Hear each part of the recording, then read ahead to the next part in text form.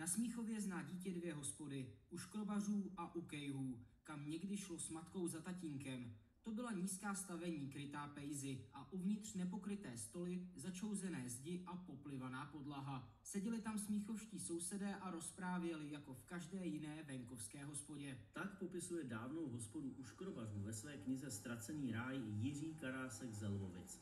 Je to malý zázrak, že se venkovsky vyhlížející domek udržel v pozdější moderní zástavbě industriálního Smíchova dosud.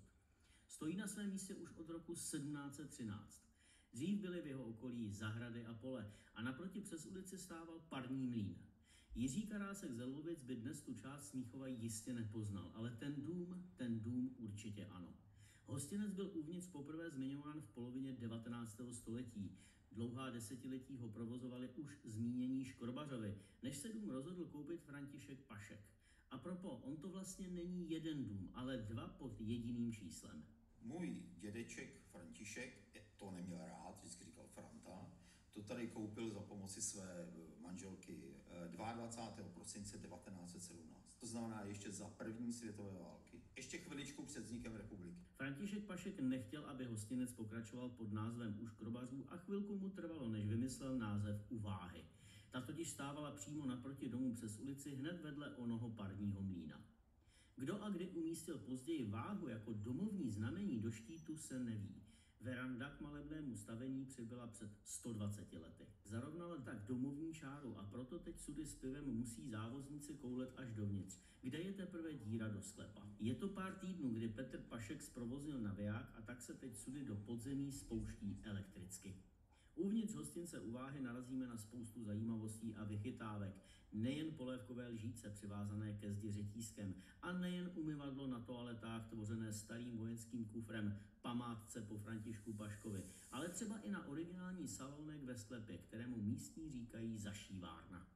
V zašívárně najdeme i dávný vstup do hostince z jeho zadní stěny. Hned za naší zdí je areál pivovaru. Dřív tam byla ještě hlavní přístupová cesta do pivovaru, takže byla váha jako náš hostinec, cesta a pivovar. Takže je tam taková šikmina, kde se prostě koulely sudy přímo k nám do zadní části sklepa. Zajímavé je, že ani dědeček současného majitele restaurace František, ani tatínek Vladimír se sami hostinské činnosti nechopili.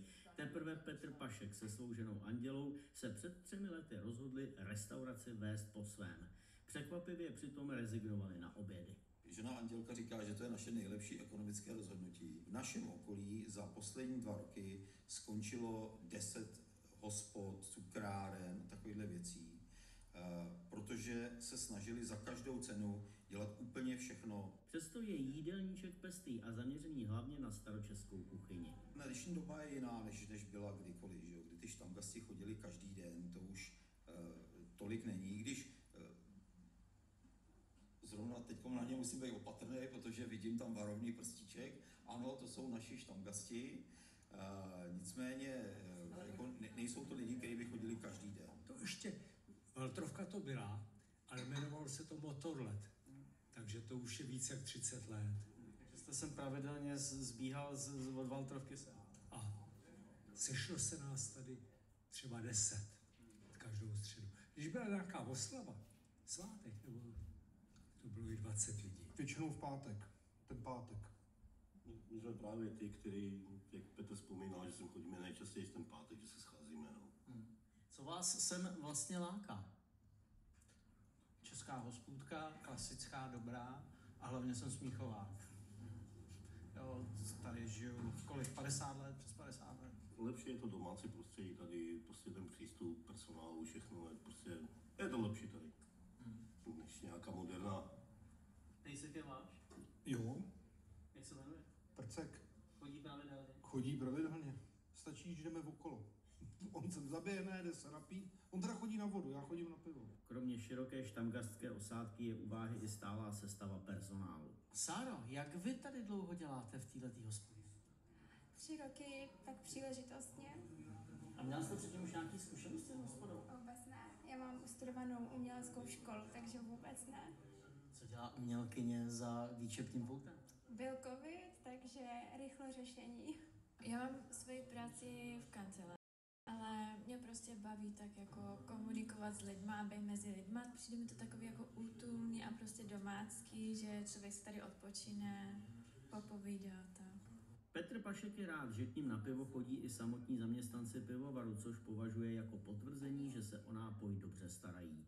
U Váhy pořádají spoustu různých akcí a díky tomu, že každá ze 3 částí restaurace má svoje vlastní toalety, se sem vejdou 3 společnosti, aniž by se vzájemně rušily. Tou 3. částí, kde jsme ještě nebyli, je tento salonek v patře.